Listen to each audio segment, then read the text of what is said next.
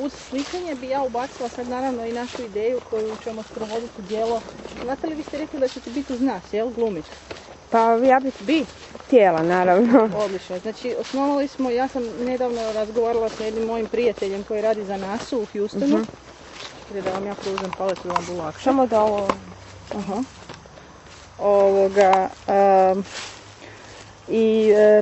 razmišljala sam o imenu kazališne grupe. Ime kazališne grupe bi bilo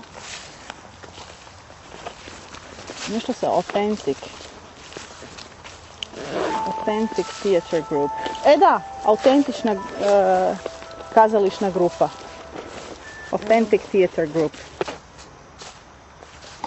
Znači, gdje smo stali smo kod toga da ćemo pričati o našoj ideji kazališta. Se snima sad? Snima se. Odlično. Sad vi mene pitate, ne? Da se razvije razgovor za kameru. Dobro, kako ste mislili osmisliti kazalište? Koja bi tema bila? Znači,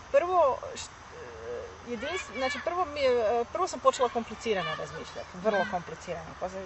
Di će Bina biti? Ko bi mogao glumiti?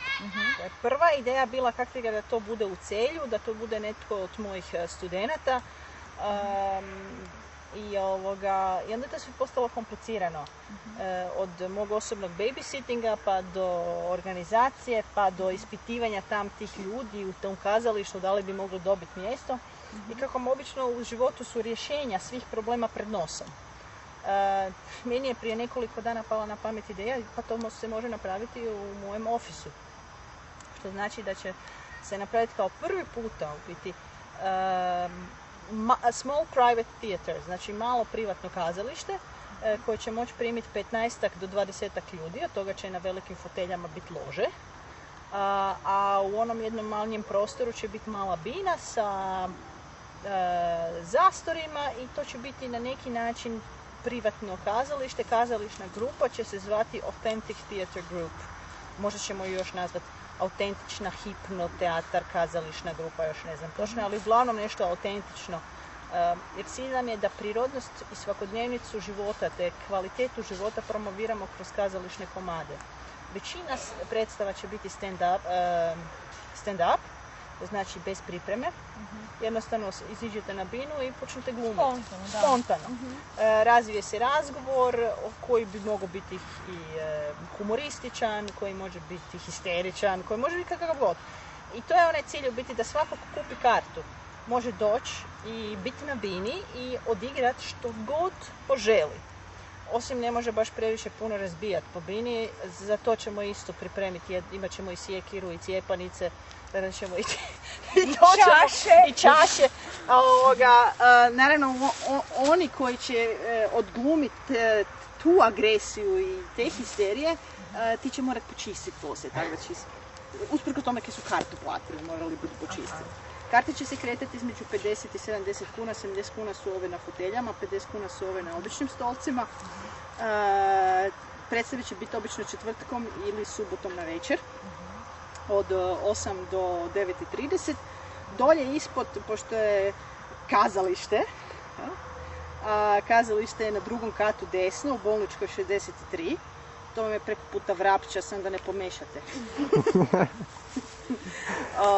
Dole ima dobar kafić, zove se Kavaj. I znači kako se to obično ide u kazalište i nemojte slučajno doći nelepo obučeni. Dođite lepo obučeni. Teška šminka, ne? Muškarci bez kravate ne budu pušteni unutra.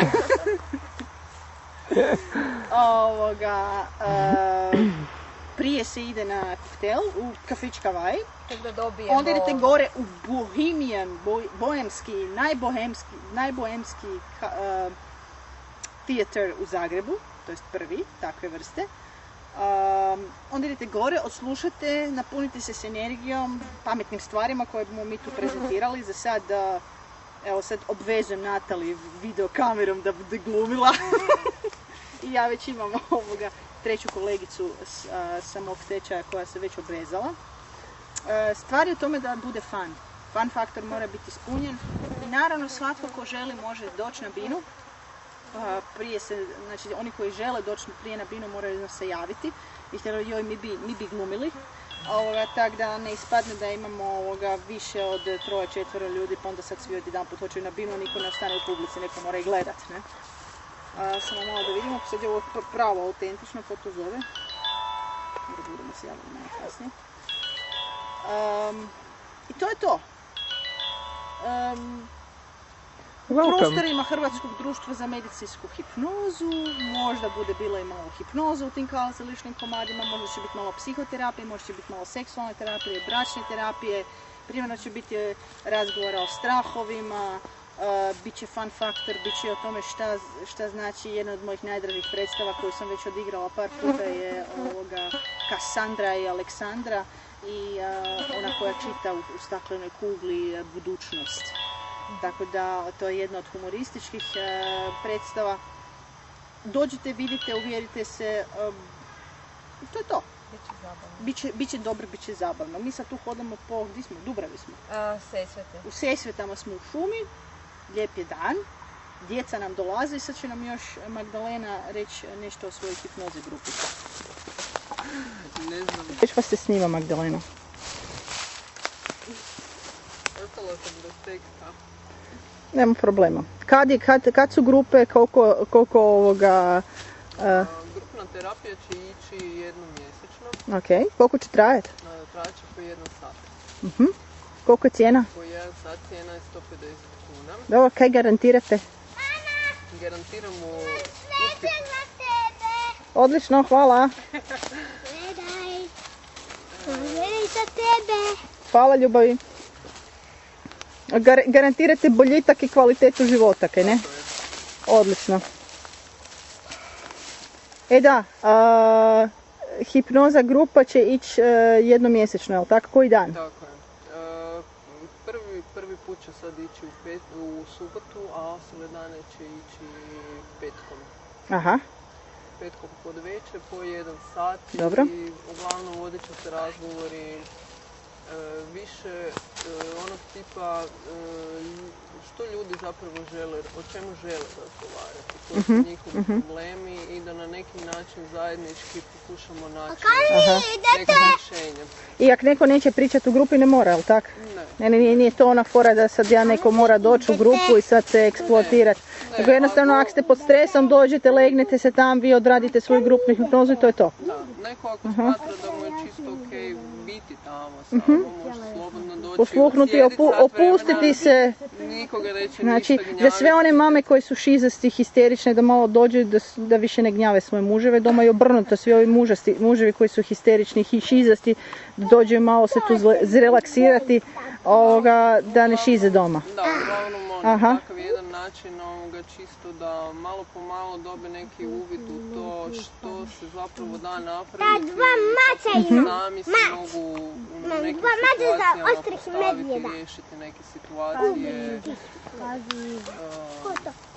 I tako, mislim, nudi se svašta, samo treba doći... I pogledat na stranice www.dr-denisa-legac.com i slušajte naš audio blog. A sad, kao što ste vidjeli, imamo i sve više i više ovakvih video dokumentata. Zahvaljujem se za danas, želim našim gledateljima lijepi pozdrav. Reci lijepi pozdrav, Gloria. Lijepi pozdrav, hvala Natali. Hvala Magdalena. Hvala. Hvala Gloria. Hvala meni.